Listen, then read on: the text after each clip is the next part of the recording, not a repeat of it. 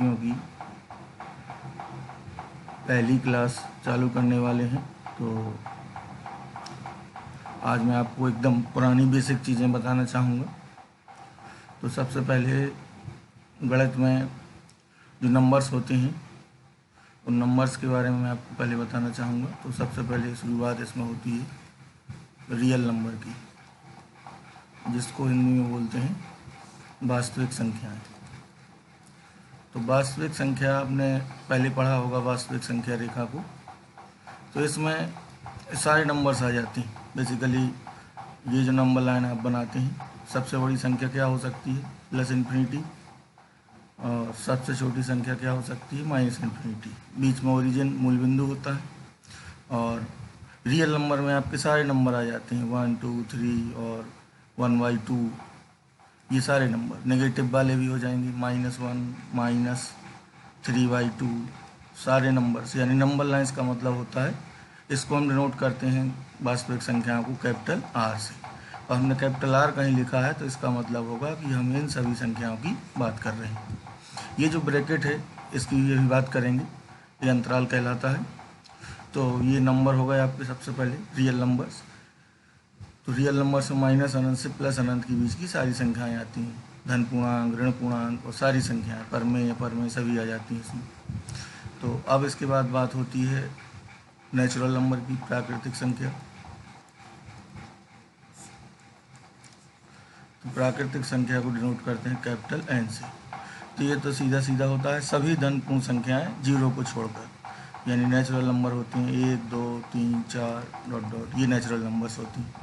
यानी जीरो को छोड़कर सभी धन पूर्ण संख्याएं प्राकृतिक कहलाती हैं।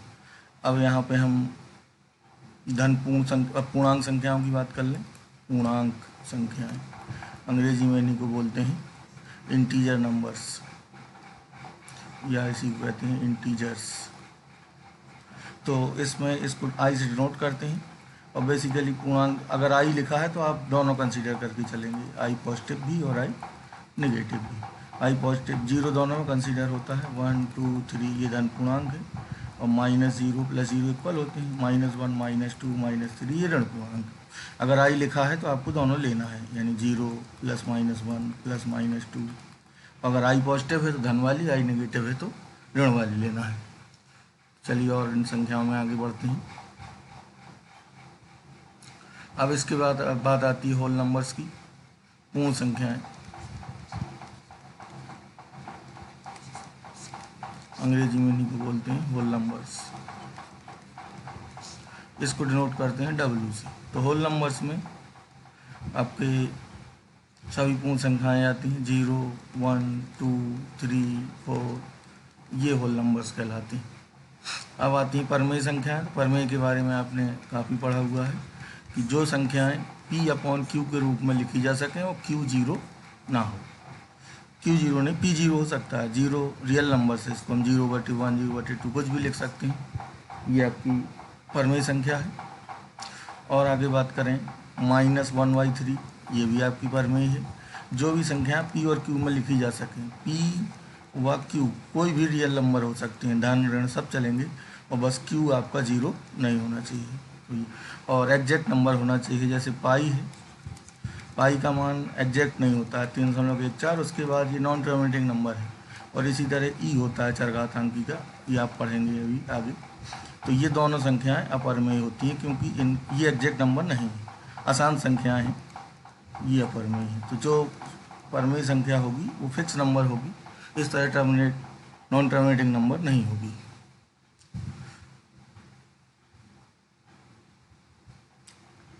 इसके बाद 11th में आपकी शुरुआत है सेट थ्योरी से। तो सेट थ्योरी के पहले मैं आपको सेट की परिभाषा ही बताना चाहूँगा। तो सेट मतलब हिंदी में बोलते हैं इसको समुच्चय। तो जो सेट होता है समुच्चय, ये इसको हम कह सकते हैं एक दूसरे से भिन्न भिन्न वस्तुओं के सुपरिभाषित संग्रह को समुच्चय कहते हैं। यानी जितने भी अवयव इसमें लिए जाएंगे, यानी जो भी अवयव बात हो रही है जिसकी, उनको अगर हम डिफाइन करके एक ब्रैकेट में लिख देंगे तो समुच्चय को डिनोट करेंगे। जैसे प्रथम 5 प्राकृतिक संख्याओं का हमें समुच्चय लिखना है तो प्रथम इस समुच्चय को लेट हम ए एज्यूम कर लेते हैं, तो ये इसका नोटेशन है। और प्रथम 5 प्राकृतिक संख्याएं होंगी 1 2 3 4 5, तो ये आपका समुच्चय कहलाएगा, ये इसका साइन है। और यहाँ क्रम का कोई महत्व नहीं होता है, क्रम आप किसी भी क्रम में लिखें चलेगा। जैसे हम आपसे कहें कि स्कूल SCHOOL, स्कूल शब्द का समुच्चय बनाइए इसके अक्षरों को लेकर, तो ए समुच्चय मान लेते हैं उसे, तो इसका समुच्चय बनेगा। यहाँ क्रम का कोई महत्व नहीं है, सबको एक एक बार ले लेंगे, कोई रिपीट नहीं होगा। अगर कोई रिपीट लिखा भी है तो इसका कोई मतलब नहीं, वो एक ही बार माना जाएगा। तो ये स्कूल से समुच्चय, इसमें कितने अवयव होंगे 1 2 3 4 5, ये अवयव कहलाते हैं, इनकी संख्या। इसको कार्डिनलिटी भी बोलते हैं, आगे हम पढ़ेंगे। फिर उसको इस तरह डिनोट किया जाएगा NA, अगर NA लिखा है तो इसको कहा N यहाँ संख्या को शो करेगा और इसका मतलब होगा समुच्चय A में अवयवों की संख्या, number of element in A। चलिए मैं लिख देता हूँ यहाँ A में अवयवों की संख्या, जितने भी अवयव हैं उसको कार्डिनलिटी ऑफ A बोलते हैं इसको। जहाँ संख्या की हम बात करते हैं तो N लगा देते हैं। चलिए इसमें आगे बढ़ते हैं। अब समुच्चय को व्यक्त करने की 2 विधियाँ हैं, और एक विधि है इसकी रोस्टर फॉर्म और एक विधि है समुच्चय निर्माण विधि, सेट बिल्डर फॉर्म और रोस्टर फॉर्म। चलिए बात करते हैं दोनों पे। तो रोस्टर फॉर्म में सबसे पहले देखते हैं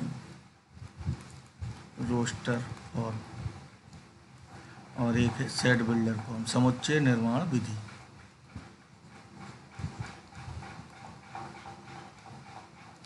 रोस्टर विधि और समुच्चय निर्माण विधि।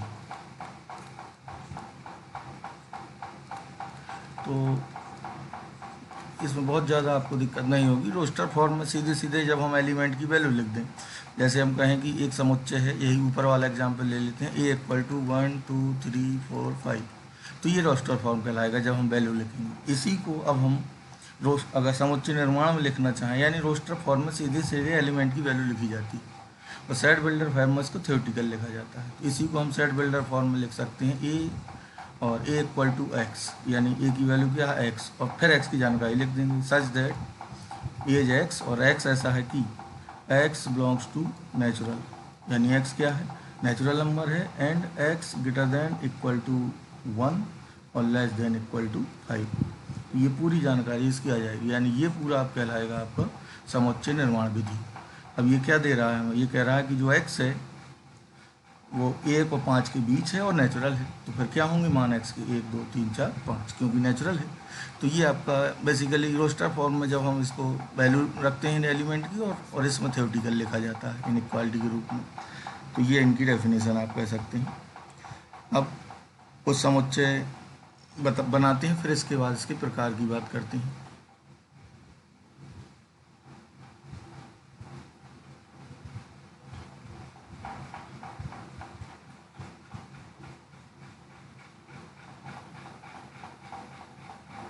चलिए कुछ उदाहरण लेते हैं। पहला उदाहरण है कि समुच्चय A बराबर x such that x belongs to natural, और x = है 2 की पावर n, और n belongs to natural number है, को रोस्टर रूप में लिखिए।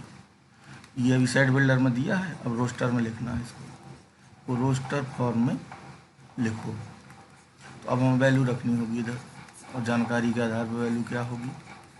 तो एक इसके इक्वल है x की, और x क्या है नेचुरल, और नेचुरल नंबर क्या होते हैं 1 2 3, और तो नेचुरल नंबर हम यहाँ पुट करेंगे। अब यहाँ से जो वैल्यू, तो जब x n = पहला नेचुरल नंबर क्या होगा 1, तब ये क्या होगा 2, 2 लेंगे तो कितना आएगा 4, 3 लेंगे तो 8, इस तरह ये आपका डॉट डॉट लिख देंगे, n की वैल्यू जो भी होगी उसी तरह वैल्यू आती जाएगी। तो ये आपकी रोस्टर फॉर्म हो जाएगी। और अगला लेते हैं,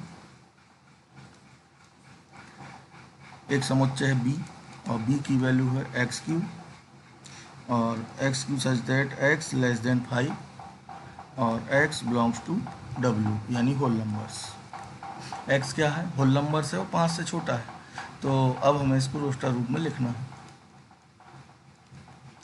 रोस्टर भी हो जाएगा आपका, क्या क्या ले सकते हैं हम x की वैल्यू 0 1 2 3 4, 5 नहीं आएगा क्योंकि इक्वालिटी नहीं लगी है। तो 0 का क्यूब क्या होगा 0, 1 का क्यूब क्या होगा 1, 2 का क्यूब 8 और 3 का क्यूब क्या होगा 27, ये क्या होगा 64। ये आपका रोस्टर रूप में हो जाएगा। ठीक है, एक उदाहरण और लेते हैं निर्माण विधि का।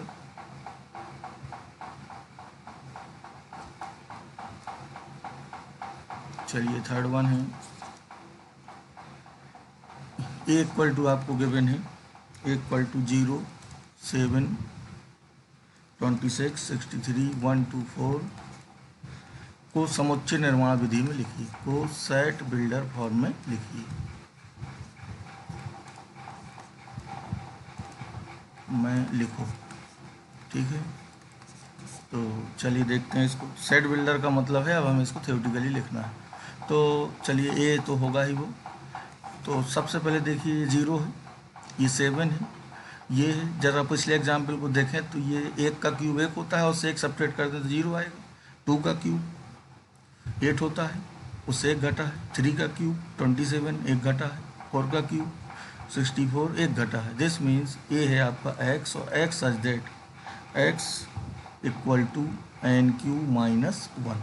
और यहाँ n क्या है, और बेसी बात है n यहाँ पे है आपका नेचुरल नंबर, या हम ये कह सकते हैं कि n नेचुरल है और n की वैल्यू आपकी 1 से शुरू की है और कहाँ तक ली गई है 5 तक, ये भी कह सकते हैं। और ये पूरी जानकारी लिख देंगे तो ये पूरा आपका कहलाएगा सेट बिल्डर फॉर्म या समुच्चय निर्माण विधि।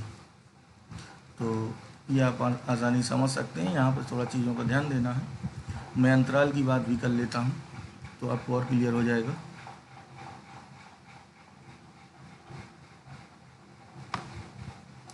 चलिए अंतरालों पे आते हैं। तो हम यहाँ पे एग्जाम्पल लेके देखते हैं।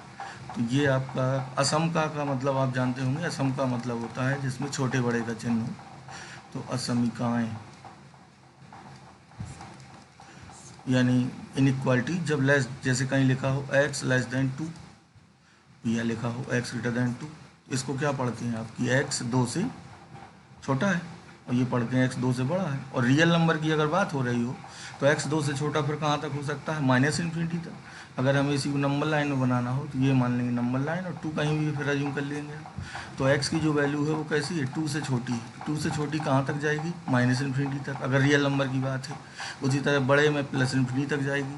तो यहाँ पे हमें दो चीज़ें देखनी है मुख्य रूप से। तो एक होता है इसका असमिका रूप इनइक्वालिटी का, और एक होता है अंतराल रूप। तो ज़रा इसको समझना है एक्स की नोटेट करने का ही। तो अंतराल रूप में जैसे लिखा है एक्स ग्रेटर देन 2, इसी को हमें असमका में, और अंतराल रूप में लिखना है तो इसी को हम कहेंगे एक्स बिलोंग्स टू। ये बिलोंग्स टू का चिन्ह है, एक्स बिलोंग्स टू 2 2, यानी 2 से इसका मान कहाँ तक है अनंत तक। ये हो जाए। तो ये जो ब्रैकेट लगा है ये शो करता है एक अंतराल को हमेशा। अगर 2 भी शामिल हो रहा होता तो जो ओपन ब्रैकेट लगा है यहाँ क्लोज होता। यानी अंतराल रूप में जब लिखते हैं तो ये कहलाता है आपका 2, ये अंतराल रूप कहलाता है इंटरवल फॉर्म। ये पूरा रेंज को शो करेगा। अगर यही होता आपका, चलिए पहले लेस वाला ले लें, x लेस देन 2, तो x 2 से छोटा है तो अंतराल रूप में क्या लिखेंगे, इसमें हमेशा छोटे से बड़े की ओर लिखा जाता है। तो 2 से छोटे में माइनस अनंत तक जाएगा तो यहाँ लिखा जाएगा माइनस अनंत से 2 तक। और प्लस अनंत माइनस अनंत एग्जैक्ट वैल्यू नहीं है। इन दोनों पे हमेशा कहीं भी आप इन्हें लिखेंगे तो ओपन ब्रैकेट ही आएगा, ये वाला ब्रैकेट आएगा दोनों में, ओपन ब्रैकेट कहलाता है। और अगर बराबर का चिन्ह है तो क्लोज आएगा, अदरवाइज ओपन यहाँ आएगा। ये अंतराल को शो करता है। चलिए डबल इनइक्वालिटी लेते हैं। x greater than equal to 2 less than equal to 5, ये लिखा है तो इसका मतलब है x आपका 2 से बड़ा है और 5 से छोटा है। 2 5 भी हो सकता है तो इधर ये ब्रैकेट आ जाएगा। ये अंतराल है, इनको आप ध्यान से रखें, क्लियर रखेंगे। अब एक हाफ वाला लेते हैं, x greater than 2 less than equal to 5। अगर ये है तो यहाँ पे अब 2 पे ओपन ब्रैकेट आएगा ये वाला, और ये 2 पे ओपन और 5 पे क्लोज, यानी ये बड़ा वाला ब्रैकेट आएगा। तो ये आपके अंतराल हुए। इन्हें आप नंबर लाइन पे भी इसी तरह बना सकते हैं। जैसे इसको नंबर लाइन पे बनाना है संख्या रेखा पर, 2 से अनंत बनाना है तो ये नंबर लाइन मान लेंगे। ये 2 और 2 से अनंत में ये कहाँ तक डार्क कर देंगे अनंत तक, इस तरह डॉट डॉट कर देंगे इसे। और इसको माइनस अनंत तक ये कर देंगे। 2 से 5 है तो यहाँ एक 2 लेंगे और एक 5 लेंगे। 5 पे एक क्वालिटी है और इस पे ये है तो इधर हम सॉरी दोनों में है यहाँ, तो 2 से 5 के बीच में ये वैल्यू आ जाएगा। जो वैल्यू छूट रही होगी उसको इस तरह बना देंगे। ये इसको हम सॉलिड नहीं करेंगे, यानी 2 हमें कंसीडर नहीं करना है, 5 पे कंसीडर है, तो इसका इस तरह हो जाएगा। तो ये आपकी अंतराल विधि हो गई। अब आते हैं इसकी कुछ डेफिनेशंस पे। तो डेफिनेशन इसकी आसान है, आप किताब से भी लिख सकते हैं। रिक्त समुच्चय जिसमें कोई अवयव ना हो, एकल समुच्चय, परिमित समुच्चय जिसमें अवयवों की संख्या डेफिनेट हो, और तुल्य समान कुछ समुच्चय की हम बात कर लेते हैं। फिर इसके बाद इनके ऑपरेशंस देखते हैं और इसकी आगे की थ्योरी की बात करते हैं।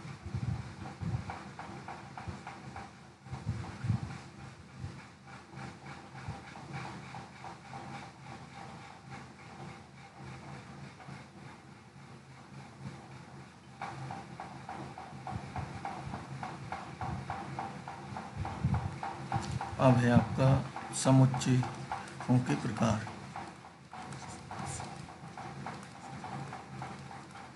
पहला है आपका रिक्त समुच्चय, एम्प्टी सेट। रिक्त समुच्चय जिसमें अवयवों की संख्या शून्य हो, इसी को हम व्यक्त करते हैं फाई से, और या सिर्फ ब्रैकेट लगा सकते हैं। ब्रैकेट की बस याद रखिएगा, ब्रैकेट के अंदर हमें फाई नहीं लिखना है। अगर फाई लिख दिया आपने तो एकल हो जाएगा, या तो आप एकल में ये लिखेंगे या ये लिखेंगे। ये बहुत ध्यान देना, अगर ये लिखा है ये तो इसका मतलब है आपने एक अवयव मान लिया, तो ये एकल कहलाता है, ये ध्यान दीजिएगा। ये रिक्त में कभी नहीं लेना है। फाइव लिखना है अगर तो आप सिर्फ फाइव लिखेंगे। रिक्त समुच्चय जिसमें अवयवों की संख्या शून्य, एक भी अवयव ना हो। दूसरा है एकल समुच्चय, नाम से ही पता चल रहा है, सिंगल सेट। एकल समुच्चय मतलब जिसमें एक ही अवयव हो, जिसमें अवयवों की संख्या एक हो, एक अवयव हो। तो डेफिनेशन आप भी लिख सकते हैं, इसमें 0 अवयव थे। ठीक, तो एकल समुच्चय का उदाहरण है जैसे A=1, एक ही अवयव है, ये हो गया। और ले सकते हैं, हाई वाला हो गया, इधर मैंने लिखा था, और जैसे मान लीजिए S ले लिया जाए तो ये एकल समुच्चय होंगे।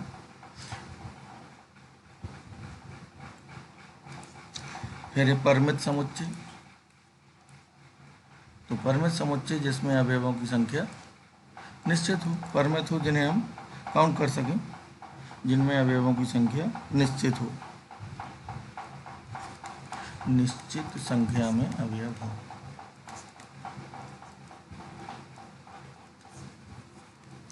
और इसके बाद आता है आपका अपरिमित समुच्चय जिसमें अवयवों की संख्या काउंट न की जा सके, अनंत हो, तो ये हो जाएगा आपका अपरिमित समुच्चय जिसमें अनंत संख्या में अवयव हो। ठीक है, अब आता है समान समुच्चय और एक होता है तुल्य समुच्चय। तो चलिए पहले देखते हैं तुल्य, फिर देखते हैं समान।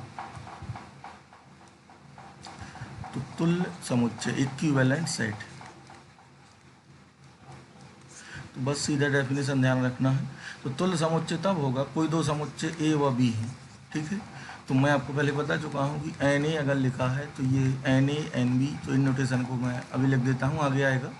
इसको पढ़ा जाएगा ए में समुच्चय ए में अवयवों की संख्या, एन लगा देंगे तो कार्डिनलिटी शो करेगा। और ये होगा समुच्चय बी में अवयवों की संख्या। ठीक है, ए में अवयवों की संख्या और बी में अवयवों की संख्या। तो ए व बी कोई दो समुच्चय हैं, तो तुल्य समुच्चय की कंडीशन होती है कि N A equal to N B हो, यानी अवयवों की संख्या समान हो, मान समान होना यहाँ जरूरी नहीं। अगर मान भी समान हो जाएगा तो वो समान समुच्चय हो जाएंगे, यानी तुल्य समुच्चय ही एक केस में क्या बनता है, समान समुच्चय। जो समान समुच्चय होता है वो तुल्य तो ऑलरेडी होगा, तो इसमें हम लिखेंगे केवल अवयवों की संख्या समान हो, मान समान होना जरूरी नहीं तुल्य समुच्चय में, केवल अवयवों की संख्या समान हो। अगर दो अवयव हैं, कोई भी दो समुच्चय हैं ए और बी, उनमें अवयवों की संख्या समान है तो ये तुल्य समुच्चय कहलाएंगे। जैसे एन ए इक्वल टू मान लीजिए 5 है, एन बी 5 है, तो हो जाएगा एक एग्जाम्पल ले लेते हैं। ए इक्वल टू है मान लीजिए 1 2 3 4 5 और बी इक्वल टू है मान लीजिए SCHOL, ये जो स्कूल वाला आपने देखा। तो यहाँ अवयव कितने हैं? 5। और इसमें भी कितने अवयव हैं? 5। तो ये कैसे समुच्चय हो जाएंगे? ये तुल्य कहलाएंगे, क्योंकि इनमें अवयवों की संख्या समान है और मान अलग अलग समान नहीं है। मान भी समान हो जाएंगे तो वो समान समुच्चय होंगे। ये भी आगे पढ़ना है आपको। अब आप समान तो अब आप समझ ही जाएंगे।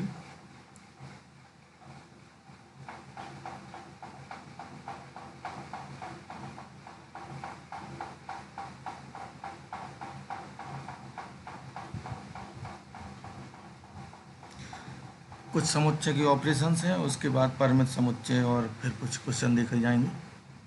तो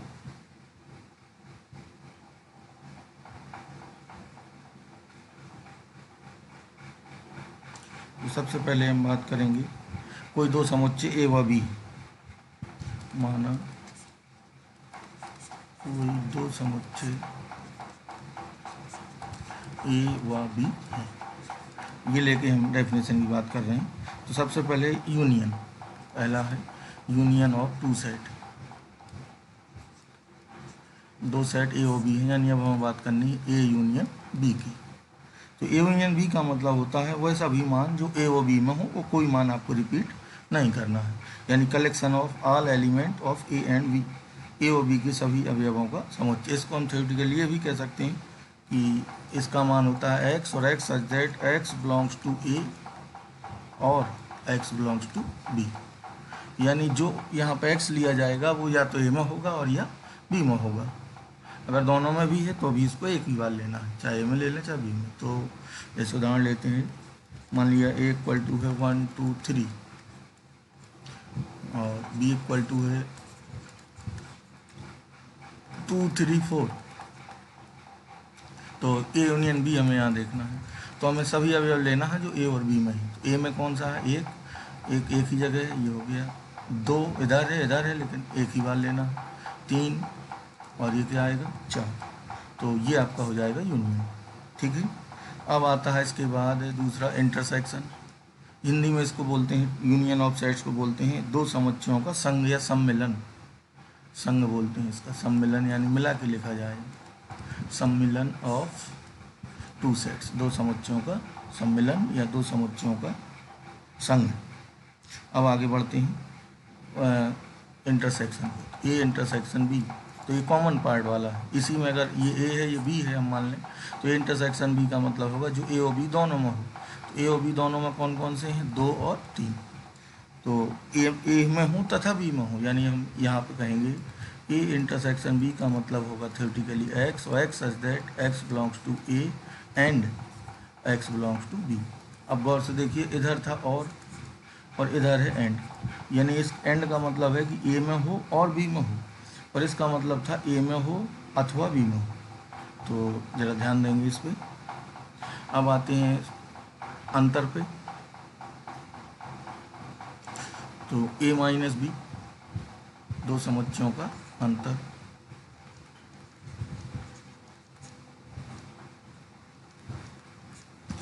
तो वही सेट ले लेते हैं। ए इक्वल टू था उदाहरण में 1 2 3 और बी इक्वल टू है मान लीजिए 2 3 4। अब यहीं पे हमें निकालना है मान लीजिए ए माइनस बी। तो इसका हम सीधा सीधा ये कहेंगे कि ए में से हम वो अवयव हटा देंगे जो बी में भी है, और बचते किसके हैं? ए के। तो ए में से क्या क्या हट जाएगा? देखिए 2 दोनों में है और 3 दोनों में है, तो 2 हट जाएगा, 3 हट जाएगा और क्या बचेगा? 1। तो ए माइनस बी की वैल्यू हो जाएगी आपकी 1। तो यहीं पे मान लीजिए हमें बी माइनस ए निकालना होता, तो बी में से क्या क्या हट जाता है? 2 3, अब क्या बचता? 4। तो ये आपको वैसे ध्यान देना है कि ए और बी का अंतर, ए में से बी घट रहा तो एक ही बचेंगे, बी में से घट रहा तो एक ही बचे। इसको अभी वेन डायग्राम से भी क्लियर करेंगे, और वेन डायग्राम से और आपको अच्छा क्लियर होगा, बस उसके बाद ही वेन डायग्राम पे आ जाएंगे। अब एक आता है सम्मित अंतर, सिमेट्रिक डिफरेंस। इसको ज़रा ध्यान दीजिएगा। दो समुच्चयों का सम्मित अंतर।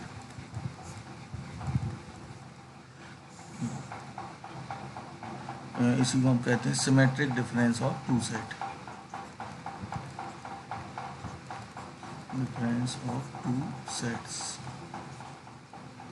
और इसको डिनोट करते हैं हम इस तरह के साइन से। ए और बी अगर हम ले लें तो ए और ये ट्रायंगल टाइप का बना होगा, ये शो करता है सिमेट्रिक डिफरेंस को। और इसकी वैल्यू क्या होती है ये आपको सीधे ध्यान रखना है, ये चिन्ह लगा होगा तभी आप इसको समझेंगे कि ये है। तो इसको बस ये फार्मूला आपको याद रखना है। तो A symmetric difference B equal to होता है A minus B union B minus A. क्या मतलब हुआ इसका कि A minus B union B minus A, यानी ए माइनस बी निकालें और बी माइनस ए निकालें और फिर इनका क्या ले लें यूनियन, तो क्या आ जाएगा सिमेट्रिक डिफरेंस। जैसे यहाँ पर अगर पूछा जाता है उस उदाहरण में जो हम लेके चल रहे हैं अभी तक, लेट ए इक्वल टू हो 1 2 3, वही उदाहरण ले रहे हैं, और बी इक्वल टू हो 2 3 4, तो यहाँ पूछा हो ए सिमेट्रिक डिफरेंस बी, तो ये बराबर होगा ए माइनस बी। ए माइनस बी हमने निकाला हुआ है, कितना आता है 1, यूनियन बी माइनस ए कितना आया 4। अब इन्हें एक साथ लिखना है तो ये किसके बराबर होगा 1,4 की। तो ये आपका सिमेट्रिक डिफरेंस कहलाएगा, दोनों का यूनियन ले लिया जाएगा।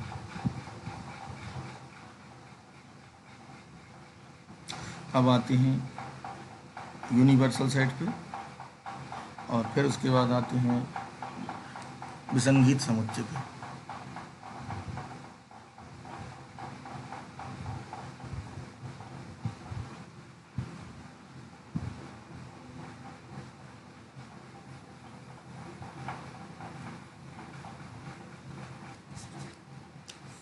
इसी को बोलते हैं समष्टि समुच्चय, जिसमें सब कुछ समाहित हो। अंग्रेजी में इसको बोलते हैं यूनिवर्सल सेट और डिनोट करते हैं इसको यू से। डेफिनेशन है वह समुच्चय जिसमें एक विशेष संदर्भ के सभी अवयव स्थित हैं। वह समुच्चय जिसमें एक विशेष संदर्भ के, जिस संदर्भ की बात हो रही, विशेष संदर्भ के सभी अवयव हों। जैसे हम मान लीजिए इंग्लिश अल्फ़ाबेट की बात करें, ए बी सी डी इस तरह लिए गए हैं, तो फिर इसका यूनिवर्सल सेट क्या होगा, ए से जेड तक की सभी संख्याएं हो जाएंगी। एक एग्जाम्पल लेते हैं, मान लीजिए तीन समुच्चयों की बात हो रही है। ए है 1 2 3, ये लिए गए हैं किसी उदाहरण में। बी है 2 4 5 6 और सी है 1 3 5 7। अब हमें इनका यूनिवर्सल सेट लिखना है, तो इस केस में हम यूनिवर्सल सेट ले सकते हैं 1 2 3 4 5 6 7, 7 से बड़ा कोई नहीं, तो ये आपका यूनिवर्सल सेट हो जाएगा। तो यूनिवर्सल सेट ये है बेसिकली जिसमें सभी भी अवयव समाहित हो जाएं। तो चलिए अब बात करते हैं हम विसंगीत समुच्चय की, और इसके बाद बात करेंगे वेन डायग्राम की।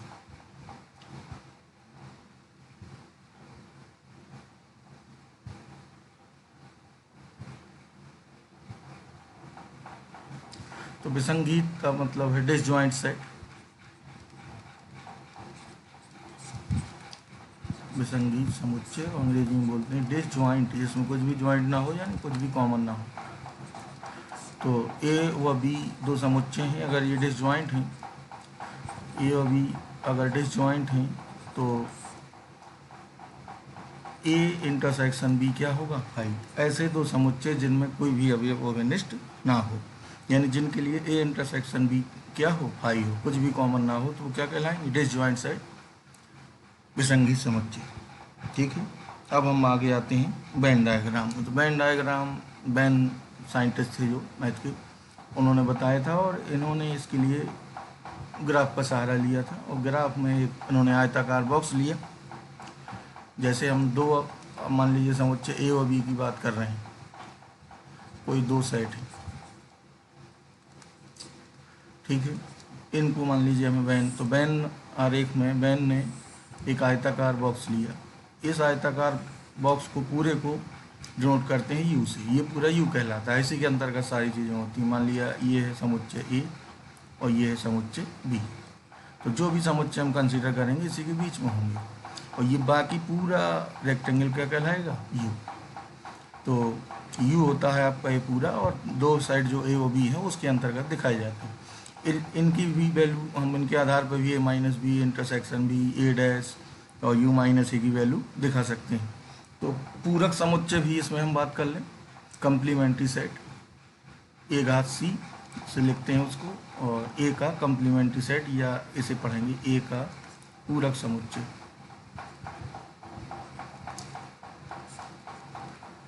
और इसको हम ए डैश से भी व्यक्त करते हैं, ए डैश हो या ए घात सी हो, तो ये सीधा सीधा बराबर होगा यू माइनस ए के। यानी यू में से ए के हटा देंगे तो जो शेष बचेगा वो क्या होगा, पूरक होगा।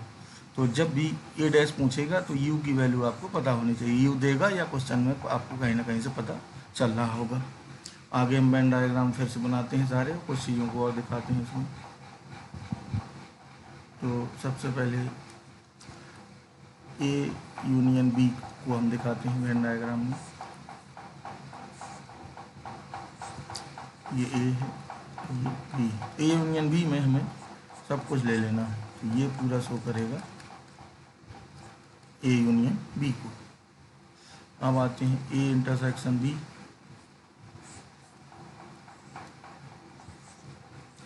तो ये ए है और ये बी है, तो ये आपका इतना पार्ट कहलाएगा ए इंटरसेक्शन बी। अब आते हैं ए माइनस बी पे।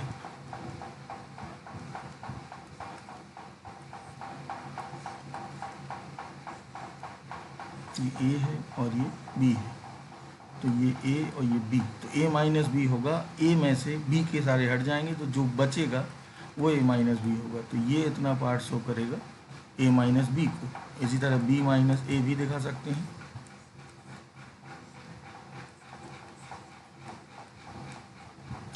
ये आपका शो करेगा बी माइनस ए, और अंतर हो गया। अब ए डैश भी शो करके देख लेते हैं। मान लीजिए हमें ए डैश दिखाना है, तो हमें यू और ए की ज़रूरत है। तो ये हो गया मान लीजिए यू और ये हो गया ए। तो इसमें जो ए डैश होगा ये बराबर होता है यू माइनस ए के, ये यू होता है। तो जो ए को छोड़कर जो शेष बचा है, यानी ये पार्ट ए को हटा के जो बचा है, ये पार्ट क्या कहलाएगा, ए डैश यू माइनस ए। ठीक है। अब हम अगले टर्न में इसके क्वेश्चंस देखेंगे, और जितने भी सारे क्वेश्चंस और कुछ चीज़ें जो और हैं इसमें से कार्डिनलिटी का प्रयोग किया जाता है इसमें, उनकी बात करेंगे।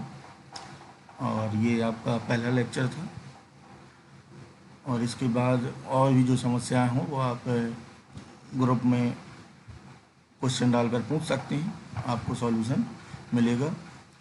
और ये आपका पहला लेक्चर है, तो जो भी इसमें आपको समस्याएं आएँ, धीमा या तेज़ जो भी आपको लगे तो मुझे बता सकते हैं, और मैं आगे इसमें सुधार की कोशिश करूँगा। धन्यवाद।